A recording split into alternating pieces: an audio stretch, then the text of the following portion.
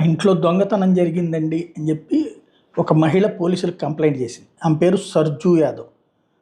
అయితే అదంతా అబద్ధపు కేసు అని చెప్పేసి పోలీసులు తెచ్చారు. వాళ్ళ ఇంట్లో ఉన్నటువంటి వాటిని లేదని చెప్పింది అన్నటువంటిది.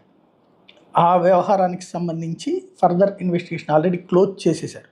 దీంతో ఆగ్రా ఏదైతే ఉత్తరప్రదేశ్కి సంబంధించిన ఆగ్రా పోలీస్ స్టేషన్కి వెళ్ళినటువంటి ఆ మహిళ యమున ట్రాన్స్ యమునా పోలీస్ స్టేషన్లో ఉన్నటువంటి స్టేషన్ హౌస్ ఆఫీసర్ దగ్గర నుంచి పోలీసులందరూ తన మీద మిస్బిహేవ్ చేశారంటూ